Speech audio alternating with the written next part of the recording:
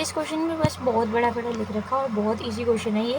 Basically हमें क्या दे रखा है, एक ब्लॉक ए दे रखा है जो कि 100 kg का, ब्लॉक बी दे रखा है जो 200 kg का है, और हॉरिजॉन्टल रोप की हेल्प से हमने इसे क्या कर दिया, इस तरीके से वॉल से टाई कर दिया। हमें क्या करना है, कोफिशिएंट ऑफ फ्रिक्शन ए और बी के बीच में कितना दे रखा है, 0.2 का दे रखा है। कोफिशिएंट ऑफ फ्रिक्शन बी और ग्राउंड के बीच में 0.3 दे रखा है। अब इस क्वेश्चन में बस इतना आपको पढ़ना था, और आपको क्या बताना है, मिनिमम फोर्स कितना फोर्स हम यहाँ पे बी पे लगाएंगे, सो डैट जो बी है हमारा वो क्या कर जाए, मतलब कि हम बी ब्लॉक को क्या कर सके, मूव करा सके, मिनिमम फोर्स कितना लगाएंगे। तो हमें बी का एफबीडी बेसिकली बनाना पड़ेगा। अगर हम बी पे देखें तो बी पे कौन कौन से फोर्सेस एक्ट कर रहे हैं, तो ये अगर मैं बी ब्लॉक यहाँ पे मैंने निकाल लिया इस तरीके से, ये भी ब्लॉक है, तो इसके ऊपर सबसे पहले फ्रिक्शन जो कि ग्राउंड की वजह से लग रहा है, और एक फ्रिक्शन लग रहा है जो ऊपर वाली सरफेस है, ऊपर वाला ब्लॉक है, इसकी वजह से भी जो नीचे, इन दोनों में क्या घिसड़न पैदा हो रही है ए और बी के बीच में, इसी वजह से एक की वजह से भी क्या लग रहा है, बी के ऊपर फ्रिक्शन लग रहा है। तो ये भी यहाँ पे क्या लग रहा है, फ्रिक्शनल फोर्स लग रहा है, दो फ्रिक्शन लग रहा है, एक ग्राउंड की वजह से लग रहा है और एक की वजह से लग रहा है। इन दोनों फ्रिक्शन को जब ये क्या कर लेगा, हमारा ब्लॉक बी किसी रस्सी से अटैच नहीं है ना, तो यानी तो यहाँ पे अगर यहाँ से रस्सी अटैच होती ना, तो यहाँ पे टेंशन फोर्स भी क्या करता, ब्लॉक बी को यहाँ पे खींचने की कोशिश करता, और ब्लॉक बी हमारा बेसिकली एक टेंशन की वजह से भी पीछे रुकने का कारण बन जाता।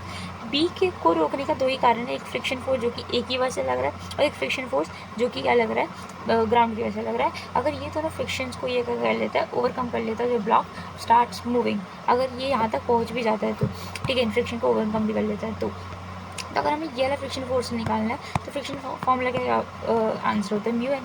तो नॉर्मल ग्राउंड और इसके बीच में क्या लग रहा होगा, क्योंकि यहाँ पे ए ब्लॉक भी है, तो नॉर्मल जो टोटल लग रहा होगा, नॉर्मल जो कि टोटल लग रहा होगा इन दोनों की वजह से लग रहा होगा, तो नॉर्मल कितना लग रहा है सभी को पता है, नॉर्मल लग रहा है ए का मास प्लस जो बी का मास होगा इंटू जी, तो वो नॉर्मल के इक्वल होगा।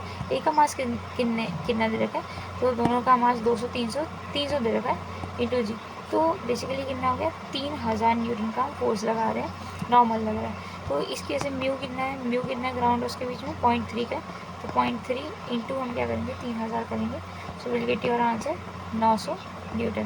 तो ये तो ग्राउंड और बी के बीच में लग रहा है। अब ए और बी के बीच में लग रहा है, तो यहाँ पे हम फ्रिक्शन फोर्स में जब म्यू एन की वैल्यू डालेंगे, तो यहाँ पे जो एन होगा ना, वो नॉर्मल क्या होगा, ए और बी के बीच में लगेगा। ए और बी के बीच में क्या नॉर्मल लग रहा है, ए का जो मास होगा वही ए और बी के बीच में क्या होगा, नॉर्मल होगा। तो यहाँ पे नॉर्मल कितना लगेगा, जो ए का मास है that is I think 100 kg दे रखा है, लेट मी सी, हाँ 100 kg दे रखा है, तो 1000 न्यूटन यहाँ पे नॉर्मल लगेगा। तो हम क्या करेंगे, 0.2 इंटू क्या करेंगे, 1000 करेंगे, तो हमारा इनके बीच में नॉर्मल निकल जाएगा, सॉरी फ्रिक्शन निकल जाएगा, that is equal to 200 newton. जब इन दोनों को आप जोड़ लोगे 900 प्लस 200, इतना तो मिनिमम फोर्स चाहिए होगा इन्हें क्या करने के लिए, ब्लॉक बी को बेसिकली मूव करने के लिए। So it is equal to 110 newton. मैंने ऑप्शंस नहीं नोट करे, मगर ये इसका ऑप्शन एक है, तो the correct answer for this question is 1100 Newton. That's it for today. Thank you.